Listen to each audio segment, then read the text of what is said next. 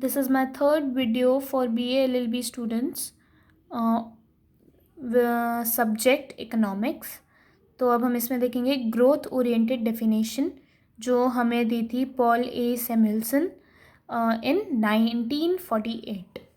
तो अब ये क्या कहते हैं? ये कहते हैं economics is a study of how main and society choose with or without the use of money to employ the scarce productive resources which have alternative uses to produce various commodities over distribute them for consumption now and in future. अब economics क्या है? Economics वो study है human की और society की choose करने की, कि मतलब अगर इंसान के पास पैसे हों तो वो कैसे रहे, या पैसे ना हो तो वो अपने रिसोर्सेज को कैसे एम्प्लॉय करे. अब रिसोर्सेज तो है हमारे पास, पर हमारे पास पैसे नहीं है, तो हम उन रिसोर्सेज को बिना पैसों के कैसे काम में ला सकते हैं ऑल्टरनेटिव तरीक़ों से. इस डेफिनेशन में हमें वो बताया गया है कि हमारे पास रिसोर्सेज तो हैं पर हमारे पास पैसे नहीं हैं, और अगर हमारे पास रिसोर्सेज हैं और हमारे पास पैसे भी हैं, पैसे हैं और रिसोर्सेज भी हैं, तो उस तरीके से हम कैसे रिसोर्सेज का यूज़ कर सकते हैं अपनी लाइफ में. अभी कैसे कर रहे हैं कंजम्पशन, अभी कैसे कर रहे हैं और फ्यूचर में कैसे करेंगे, उन्होंने ये बताया है. और साथ ही साथ उन्होंने ये भी बोला है कि हमारे पास पैसे नहीं है पर रिसोर्सेज हमारे पास हैं, रिसोर्सेज की भी कमी है. तो हम उन रिसोर्सेज को, जो हमारे पास बचे कुछ रिसोर्सेज हैं, हम उन्हें कैसे ऑल्टरनेटिव यूजेस में, मतलब अलग अलग तरीके से कैसे यूज़ करें अभी और फ्यूचर में. तो इस डेफिनेशन में ग्रोथ ओरिएंटेड डेफिनेशन बेसिकली यही मतलब है कि टाइम के साथ साथ हमने एक टाइम है कि मेरे पास पैसे हैं अभी, पर हो सकता है फ्यूचर में मेरे पास पैसे ना हो, और पैसे हैं और मेरे पास रिसोर्सेज हैं, तो मैं उसका अभी कैसे यूज़ करूँगी, और जब मेरे पास पैसे नहीं होंगे और मेरे पास रिसोर्सेज होंगे तब मैं उसको कैसे काम में लाऊंगी. तो इस डेफिनेशन में वो ये कहना चाह रहे हैं. तो अगर आपको ये वाली डेफिनेशन लिखनी है तो आप ये वाली डेफिनेशन लिख सकते हैं. अब हम फीचर्स पढ़ेंगे. जितनी भी अभी तक हमने डेफिनेशन की थी उन सब के फीचर्स पढ़ते हैं. तो एडम स्मिथ, उन्होंने हमें कौन सी डेफिनेशन बताई थी? वेल्थ डेफिनेशन, जो 1776 में दी थी, और वो किस पे थी कि इनफ्लो ऑफ इनकम ज़्यादा होना चाहिए. तो अब है हमारे पास एडम स्मिथ के फीचर्स. अब देखते हैं कैरेक्टरिस्टिक्स क्या था. टेक्स इनटू अकाउंटेंटली मटीरियल गुड्स, ठीक है. दूसरा, enquires into the cause behind the creation of wealth. अब उसका देखो, किसी का पॉजिटिव इफेक्ट है तो उसका नेगेटिव भी होगा. तो अब आते हैं हम क्रिटिसिज्म पे, एडम स्मिथ वाले मतलब वेल्थ डेफिनेशन पे. Narrow and restricted towards income of wealth, मतलब एकदम नैरो था और रिस्ट्रिक्टेड था कि इंक्रीज ऑफ वेल्थ होना ही चाहिए, मतलब पैसा बढ़ रहा है तो ही वो वेल्थ डेफिनेशन कहलाएगा. ऑफकोर्स पैसे कम हो रहे हैं तो वेल्थ डेफिनेशन थोड़ी बोलेंगे उसको.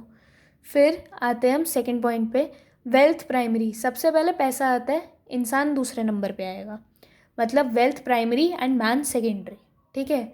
सीधी भाषा में पैसा पहले, इंसान बाद में. अब आते हैं हम वेलफेयर डेफिनेशन के फीचर्स पे जो हमें दी थी अल्फ्रेड मार्शल ने. कैरेक्टरिस्टिक क्या थे उसके? स्टडी ऑफ मैनकाइंड, ठीक है. Takes into account the ordinary business of life, ठीक है. उसने क्या देखा था, उसका बेसिक एम क्या था? ऑर्डिनरी बिजनेस ऑफ लाइफ में जो हम यूज़ करते हैं उसे कहते हैं वेलफेयर ऑफ डेफिनेशन. वो थी वेलफेयर की डेफिनेशन. अब आते हैं क्रिटिसिज्म. इसकी भी कुछ बुराइयाँ थी. Restricts the scope of economics to the individual living in the organised community only. वो रिस्ट्रिक्ट कर देता है इकोनॉमी को एक इंडिविजुअल के रहने के तरीके पे कम्युनिटी के अंदर, ठीक है. Meaning of welfare is not clear. वो तो जब समझ रहे थे तभी पता चल गया था कि मार्शल ने जो हमें डेफिनेशन दी थी उसका मीनिंग ही वेलफेयर का क्लियर नहीं है, मतलब बहुत झोल वाली उसने हमें डेफिनेशन दी थी. अब आते हैं इस पे features of scarcity of economics, ये दिया था लॉर्ड रॉबिन्स ने। कैरेक्टरिस्टिक था economic is a positive science, economics positive science है। हाँ, जिन्होंने कॉमर्स या ह्यूमैनिटीज़ पढ़ी है उन्हें पॉजिटिव साइंस और नॉर्मेटिव साइंस थोड़ा याद आ गया होगा, बट अभी डिटेल में उसको बाद में पढ़ेंगे। Second point, new concept unlimited wants scarce means alternate use. Basically जो इनकी डेफिनेशन की जिस्ट थी ना, वो आपको मैंने इसमें कैरेक्टरिस्टिक्स में छोटे छोटे करके दिए हैं। ठीक है, थर्ड है स्टडी ऑफ चॉइसेस। ठीक है, हो गया। मतलब इतनी अच्छी डेफिनेशन के बाद भी जो उसने हमें दी लॉर्ड रॉबिन्स ने, उसकी भी खामियां हैं, कमियां निकाल दी। Does not take into account the possibility of increase in resources. अब जो लॉर्ड रॉबिन्स था उसने बोला कि रिसोर्सेज हमारे पास कम ही है, पैसे कम ज़्यादा हो रहे हैं, मतलब मेरे पास रिसोर्सेज कम ही है। कभी मेरे पास ज़्यादा पैसे हो रहे हैं तो मैं कम रिसोर्सेज का कैसे यूज़ करूँगी, और जब मेरे पास पैसे कम है और रिसोर्सेज भी कम है, मतलब हमेशा उसने क्या दिखाया, उसने ये दिखाया कि हमारे पास रिसोर्सेज कम ही है, चाहे पैसे बढ़ रहे हैं या घट रहे हैं। तो बेसिकली उसने रिसोर्सेज को जब हमारे पास ज़्यादा हो तो उसको कैसे यूज़ करें ये तरीका उसने दिया ही नहीं। Has treated economics as a science of scarcity only. उसने रिसोर्सेज को हमेशा कम ही तरीके से शो किया कि मतलब भाई रिसोर्सेज कम ही है।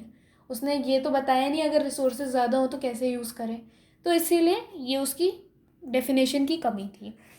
अब आते हैं features of growth definition. Feature of growth definition ये दी थी हमें पॉल ए सेम्यूल ने। तो अब इसका जो कैरेक्टरिस्टिक है वो है explains the allocation and even the explanation of resources। उसने एलोकेशन भी बताया कि मतलब सामान को कैसे यूज़ करना है, और इवन एक्सप्लेनेशन ऑफ रिसोर्सेज, उसने रिसोर्सेज की भी एक्सप्लेनेशन दी थी। More dynamic, focus on production and consumption, ये भी बोल रहा है कि कैसे प्रोडक्शन हो रहा है और कैसे उसका यूज़ हो रहा है, फोकस कर रहा है उस पर। Incorporates the features of earlier definition. ठीक है, अब क्रिटिसिज्म, मतलब इतनी अच्छी डेफिनेशन देने के बाद भी कुछ ना कुछ कमी निकाल ही दी इसमें। क्रिटिसिज्म क्या था, इग्नोर सरप्लस रिसोर्स कंडीशन। अब उसके पास जो सरप्लस रिसोर्सेज हैं उसकी कंडीशन क्या होगी उसने वो नहीं बताया, मतलब एक रिसोर्सेज में एक डेफिनेशन में इतना कुछ बताएगा वो, ठीक है, उसने वो नहीं बताया तो उसकी कमी हो गई।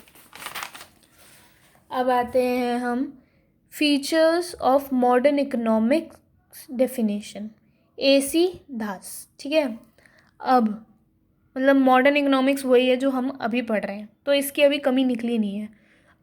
जब थोड़ा कुछ और हो जाएगा, थोड़ा टाइम हो जाएगा इसमें भी, जैसे बाकियों को हो गया, तो इसमें भी कुछ ना कुछ निकाल देंगे कमी, अभी पर है नहीं इसकी। Takes into account all earlier definitions. ठीक है, cover both micro and macro aspect. Micro की डेफिनेशन, मैक्रो की डेफिनेशन, सब कुछ इसने कवर किया। Consider both production and consumption. अब भाई जो मॉडर्न डेफिनेशन है वो ये प्रोडक्शन अलग और कंजम्पशन अलग करके नहीं देख रही है, वो इकट्ठे देख रही है, मतलब दोनों चीज़ों को साथ लेके चल रही है।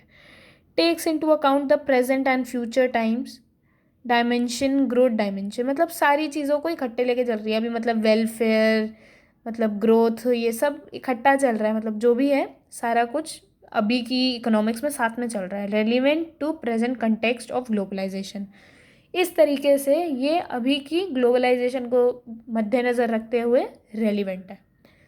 तो इसी के साथ हमारा इकोनॉमिक्स का फर्स्ट पोर्शन कंप्लीट होता है। सो if you like my video, please do subscribe, like and comment. Thank you.